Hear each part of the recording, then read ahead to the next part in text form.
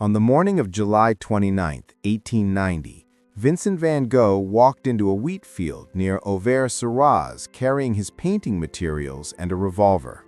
He had spent the previous weeks painting obsessively, creating canvases at an almost manic pace. One painting from just days earlier showed a flock of crows flying over a turbulent wheat field beneath a dark, oppressive sky.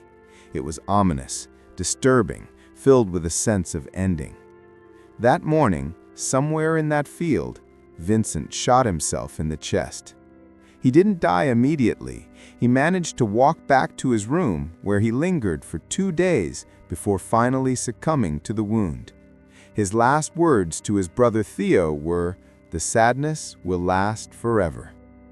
But here's what makes this story even more haunting. Van Gogh didn't just paint scenes that foreshadowed his death. He painted himself dying.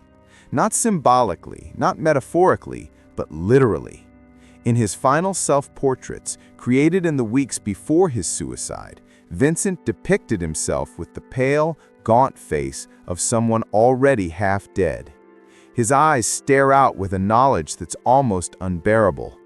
And in the most disturbing image of all, painted perhaps just days before he pulled the trigger, he showed himself as a corpse, his face the color of death, his expression frozen in the terrible peace that comes after suffering ends. This is not a unique case. Throughout art history, certain artists have painted their own deaths with eerie precision, creating images that seem to predict or even orchestrate their final moments. Today, we're going to explore these prophetic self-portraits, examine what drove artists to paint their own mortality, and try to understand whether they were documenting fate or creating it. Let's start with Vincent, because his case is the most thoroughly documented and the most psychologically complex. In the final 70 days of his life, from late May to late July 1890, Van Gogh created approximately 70 paintings. This is an astonishing output, more than one painting per day, and it suggests an artist in a state of frenzied creative urgency. He was racing against something, trying to capture everything before time ran out. Looking at the work from this period, you can feel the desperation. The paintings divide roughly into 2 categories. There are the landscapes, wheat fields under troubled skies, roads that lead nowhere, trees that twist as if in pain. And there are the portraits, including several self-portraits that grow progressively more disturbing. The first self-portrait from this period, painted in early June, shows Vincent looking tired but recognizable. His face has color. His eyes, though intense, still show engagement with the world. The brushwork is agitated but controlled. By mid-July, something has changed. The self-portrait from this time shows a man who looks decades older than his 37 years. The face is gaunt, almost skeletal. The eyes have retreated into deep shadows. The color of the skin is no longer healthy flesh tone, but something closer to gray-green, the color of illness or death. The background swirls with aggressive brush strokes in blues and greens that seem to attack the figure rather than support it. This is not a man at peace. This is a man drowning. But the most disturbing work is one that remained in Vincent's room after his death, a small painting that Theo found among his brother's final canvases. It shows Vincent's face, but the features are slack, the eyes half closed, the mouth slightly open. The color of the face is the gray-white of a corpse. There's no vitality, no spark of consciousness. It's the face of a dead man. Some scholars have argued this is simply an unfinished work, that Vincent intended to add more color and life. But others believe it's exactly what it appears to be, a man painting himself as he will look after death.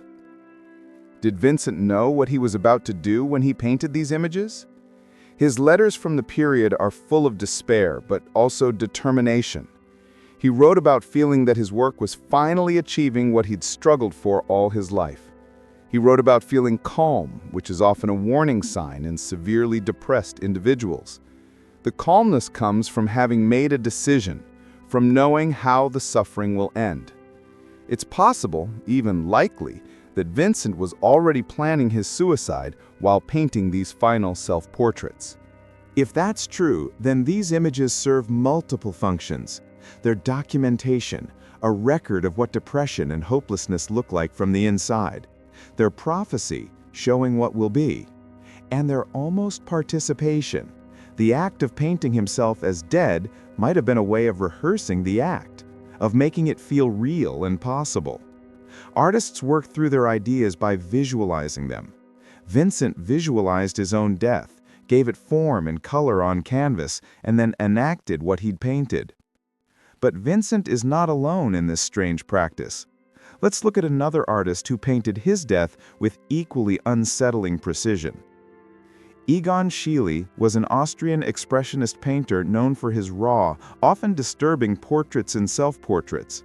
His style was angular, skeletal, showing bodies and faces stripped of any comfortable flesh, reduced to bone and nerve. His work was controversial in his lifetime, considered obscene by many, but today he's recognized as one of the most powerful artists of the early 20th century. In 1918, Schiele was at the height of his powers. He was only 28 years old, but he'd already created an extraordinary body of work. That year, he painted several self-portraits that show a dramatic shift from his earlier work. Instead of the aggressive, sexual, confrontational self-images he'd produced before, these portraits show vulnerability and fear. In one, painted in October 1918, Schiele depicts himself with hollow eyes and gaunt cheeks.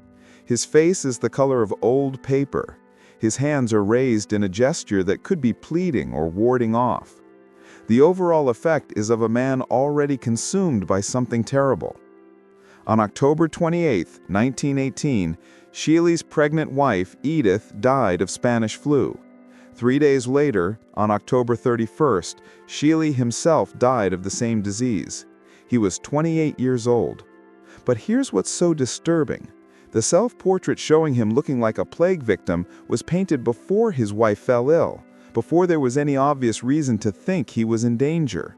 It's as if he saw his own death approaching before any symptoms appeared. Some might dismiss this as coincidence. The Spanish flu pandemic was killing millions in 1918. Many people were sick or dying. Perhaps Schiele simply painted what he was seeing around him and happened to die shortly after. But the self-portrait is too specific, too personal. This isn't a generic image of illness. It's a man confronting his own mortality with terrified recognition. Somehow, Schiele knew. Another case involves the Norwegian artist Edvard Munch, famous for The Scream. Unlike Vincent and Schiele, Munch lived a long life, dying in 1944 at age 80. But throughout his life, he painted death repeatedly, including his own. In 1919, Munch created a haunting self-portrait showing himself standing between a grandfather clock and his bed. The clock's face shows the time as approaching midnight. The bed is made, waiting. Munch stands in between, neither fully alive nor yet dead, caught in the threshold. The painting is called Self-Portrait, Between the Clock and the Bed. This painting wasn't created near the end of Munch's life. He lived another 25 years after painting it, but it shows that he was thinking about his death, visualizing the moment, preparing himself psychologically. He would go on to paint several more versions of this theme, variations on the idea of standing at the threshold between life and death. When he finally died in 1944, witnesses said he looked exactly as he'd painted himself in those earlier works, standing alone, waiting calmly for the end. These cases raise profound questions about the relationship between artistic creation and fate. Did these artists paint images that happened to resemble their deaths through coincidence? Or is something more complex happening? One possibility is that artists who are deeply attuned to their own psychology and physical state can sense approaching death before it becomes obvious to others. Depression, in Vincent's case, creating a psychological state that makes suicide feel inevitable. Disease, in Schiele's case, causing subtle symptoms that the artist registered unconsciously and expressed through his work before he consciously realized he was ill. Another possibility is that the act of painting one's own death has a kind of self-fulfilling prophecy effect. By visualizing and depicting the end, the artist makes it real in imagination first, and that imaginative reality then shapes behavior and choices in ways that bring about the painted vision. This is especially plausible in cases of suicide. Vincent painted himself as dead. Did that image in his mind make the actual act of killing himself feel more possible, more inevitable? There's also the question of artistic temperament.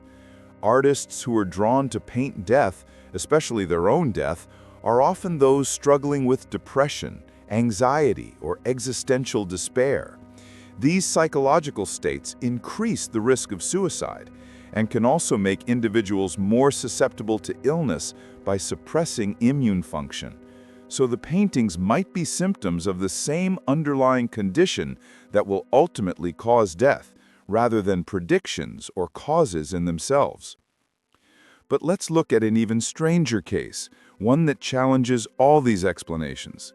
In 1886, the French painter Paul Gauguin created a self-portrait titled Self-Portrait with Halo and Snake. The painting shows Gauguin with a yellow halo behind his head, identifying himself as a kind of secular saint or martyr. To the side, a serpent appears, representing temptation or evil. Gauguin painted this work when he was 38 years old, healthy, at the beginning of his most productive period. He would live another 17 years. But here's the strange part. In 1903, the year Gauguin died in the Marquesas Islands, far from Europe, ill and desperate, a missionary who attended him reported that Gauguin's body showed evidence of what appeared to be a snake bite, though no snake was found. The official cause of death was listed as heart failure brought on by syphilis, but the missionary insisted he saw marks consistent with a venomous bite. Whether this is true or legend, the fact remains that Gauguin painted himself with a snake in a context of death and martyrdom 17 years before dying under circumstances that included, according to at least one witness, a snake. This stretches coincidence almost to the breaking point. How do we explain an artist painting a specific cause of death nearly 2 decades before it occurs? Skeptics point out that the missionary's report is uncorroborated, that no other witnesses mentioned a snake, and that Gauguin had been ill with multiple conditions that could easily explain his death. The snake is probably myth, added to the story after the fact because of the earlier painting. But the myth itself is revealing. People want to believe that artists have prophetic powers, that creative vision can somehow see beyond the normal boundaries of time. Let's consider another artist who painted his death in a more symbolic but equally precise way. Frida Kahlo, the Mexican painter known for her raw self-portraits, spent much of her life in physical pain due to childhood polio and a devastating bus accident in her youth. Her paintings frequently dealt with suffering, injury, and death. In 1954, shortly before her death at age 47, she painted a still life of watermelons. On one of the watermelon slices, she wrote, "Viva la vida," long live life. But the watermelons are cut open, their flesh exposed, and the red fruit looks like wounds, like flesh torn apart. 8 days after finishing this painting, Frida died. The official cause was pulmonary embolism, but there's speculation that she might have taken an overdose of painkillers, either accidentally or intentionally. Her last diary entry read, "I hope the exit is joyful, and I hope never to return." The watermelon painting, with its message of celebrating life, written on what looks like wounded flesh, captures this contradiction perfectly. It's both affirmation and acceptance of ending, life and death in the same image, and it was painted with full knowledge that the end was near. What's particularly striking about Frida's case is the consciousness of the act. She knew she was creating a final statement. The painting isn't accidental prophecy, it's deliberate testimony. She was saying goodbye, documenting her state of mind, leaving a message for those who would see the work after she was gone. In this sense, painting one's own death becomes a way of maintaining agency and control over the narrative. The artist chooses how to be remembered, what final image to leave. This brings us to a contemporary case that's still being debated. In 2017, the American artist Kerry James Marshall created a large self-portrait titled Untitled Self-Portrait. The painting shows Marshall's face in his characteristic style, with features rendered in deep black against a dark background. But unlike his earlier self-portraits, which show him engaged with the world, active and present, this one shows him with closed eyes, his head tilted back slightly, his expression serene but completely still. He looks like a man sleeping, or a man dead. Marshall is still alive as of this recording, so we don't know if this painting will turn out to be prophetic. But art critics have noted how different it is from his other work, how it seems to be reaching towards something final. Marshall himself has been cryptic when asked about it. He says only that he was interested in exploring what it means to paint someone with their eyes closed, how we see them differently when they can't see us back. But the painting has an undeniable quality of ending, of finality, that makes viewers uncomfortable. The question these cases raise is whether there's something about the act of artistic creation that connects to death in a special way. Many cultures and religious traditions have believed that making images of someone captures part of their soul or essence. What if self-portraiture, especially repeated obsessive self-portraiture, is a way of confronting mortality directly? Each time an artist paints themselves, they're acknowledging that this face will change, age, eventually cease to exist. The painting becomes a way of pinning down the self before it dissolves. For artists struggling with depression or illness, painting one's own image might be an attempt to assert control over a life that feels out of control. If I can paint myself, I can define myself. I can decide what I am and what I mean. And if I'm going to die, at least I can paint that too. Make it my choice, my composition, my colors. The death becomes not just something that happens to me, but something I author, just as I've authored everything else in my work. There's also a simpler explanation for some of these cases. Artists who are depressed or suicidal often look depressed and suicidal. When they paint self-portraits, they paint what they see in the mirror, a face marked by suffering. If they then go on to die by suicide or succumb to illness weakened by depression, the paintings will seem prophetic, but are really just documentary. They're not predicting death. They're showing the face of someone for whom death is already present as a constant possibility. But this doesn't explain all the cases. It doesn't explain the specificity of some of these images, the way they seem to depict not just general mortality, but the specific circumstances of death. It doesn't explain why artists would choose to paint themselves looking dead rather than merely sad or tired. And it doesn't explain the timing, the way these death-focused self-portraits often appear in the days or weeks immediately before the artist dies. Perhaps we're asking the wrong question. Instead of asking whether artists predict their deaths by painting them, maybe we should ask what it means for an artist to choose death as a subject. Making art is an act of communication. When an artist paints themselves dying or dead, they're trying to communicate something about that experience. For Vincent, it might have been the unbearable weight of depression, the feeling that death was the only relief. For Schiele, it might have been the terror of being consumed by disease. For Frida, it was the desire to celebrate life, even while accepting death. In all these cases, The paintings serve as messages in bottles, sent from the artist to future viewers. Look at me. See what I'm experiencing. Understand that death is not abstract. It's this specific face, these specific colors, this particular arrangement of light and shadow. The paintings make death real, take it out of the realm of comfortable abstraction, and force us to confront it as physical, present, immediate. And maybe that's the real power of these images. They're not comfortable. They don't offer easy consolation. They don't suggest that death is peaceful or that the artist is at peace. They show death as it is, as the artists experiencing it know it to be. Terrifying, final, and approaching. These paintings don't let us look away. They demand that we see, that we acknowledge, that we remember that every artist, every person, stands at the threshold that these images depict. I want to ask you something difficult. If you knew you were going to die soon, would you want to paint it? Would you want to create an image that captured that experience? Or would you rather leave no trace of that final moment? Let it remain private and unrecorded. Let me know your thoughts in the comments.